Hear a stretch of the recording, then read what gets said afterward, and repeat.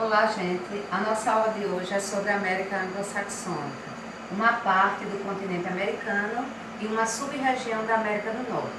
Essa região, chamada de América Anglo-Saxônica, tem esse nome porque foi colonizada predominantemente por povos anglo-saxões, que derivam dos anglo-saxões que viviam na Inglaterra e que venceram a guerra contra os bretões. E aí o termo América Anglo-Saxônica. Essa área engloba um território de pouco mais de 18 milhões de quilômetros quadrados e é formada por apenas dois países, os Estados Unidos, que representam a maior potência econômica e tecnológica e também militar do planeta, e o Canadá, que é o segundo maior país do mundo, mas que tem um dos territórios menos povoados do planeta. Temos aqui o estado do Alasca, que foi comprado à Rússia, enquanto União Soviética, que passava por dificuldades financeiras. Essa região da América Anglo-Saxônica foi a única do continente americano onde prevaleceu a colonização de povoamento. Os ingleses que vieram para os Estados Unidos e fundaram a primeira colônia, que foi a de Virgínia, e os franceses que vieram para o Canadá, que fundaram a província de Quebec, eles tinham o objetivo realmente de povoar a região.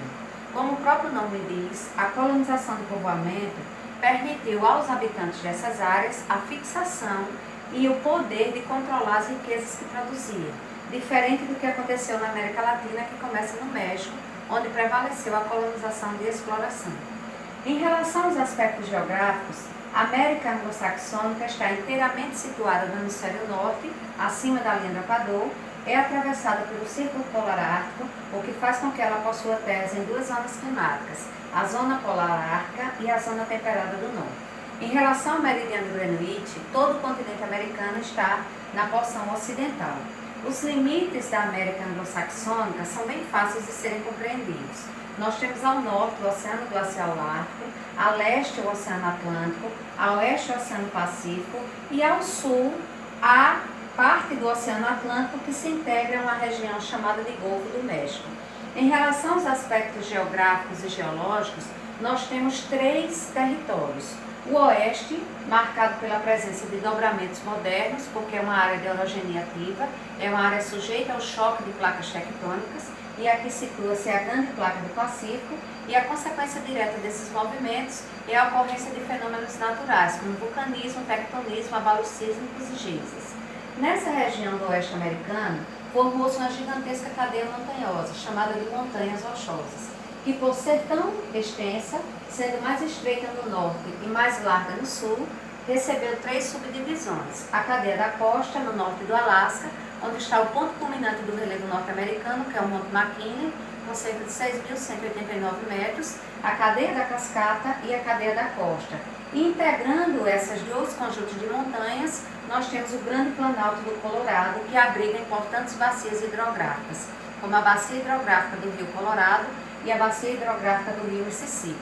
Já no território do oeste canadense, ligando-se ao território dos Estados Unidos, nós temos a grande bacia hidrográfica dos rios Columbia e Snake, que fazem parte da porção oeste, que também é importante área produtora de recursos minerais energéticos, como o petróleo e o gás natural.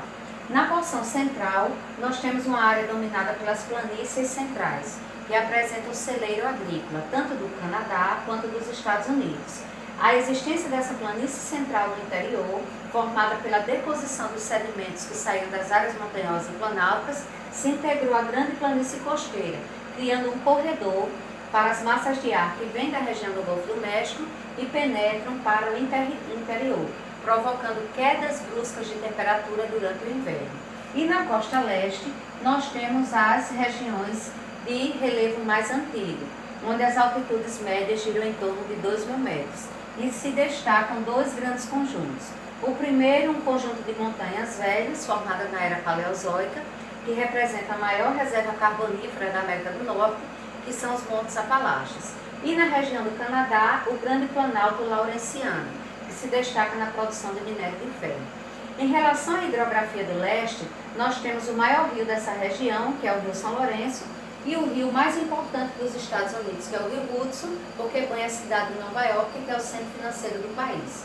E temos também na fronteira sul do Canadá e norte dos Estados Unidos o maior conjunto lacustre do mundo, que é o sistema dos Grandes Lagos. São 5 grandes lagos: Lago Superior, Lago Michigan, Lago Huron, Lago Erie e Lago Ontário. Esses 5 grandes lagos, graças à obra da engenharia humana, permitiram a integração com o Rio São Lourenço e disso deu-se um grande aproveitamento econômico para a produção de hidroeletricidade, para a produção da energia que alimenta suas indústrias, para a irrigação e para o transporte fluvial. Tendo o Canadá, um país que se destaca na pesca, e os Estados Unidos, na porção sul, que se destaca na agricultura. O desenvolvimento desse país foi bem distinto. O Canadá é oficialmente um país bilíngue. Foi colonizado por franceses que se fixaram na província de Quebec, na porção leste do território, e se dirigiram em direção ao sul, fundando a cidade de Montreal, e os ingleses que ocuparam a porção oeste. Já no território dos Estados Unidos, prevaleceu a colonização inglesa. Então, os Estados Unidos é um país inglês em povoamento e o Canadá é um país bilíngue.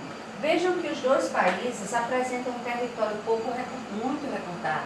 E isso deu origem a várias ilhas, penínsulas, golfos e baías, fazendo com que a exploração dessa região fosse bastante intensa.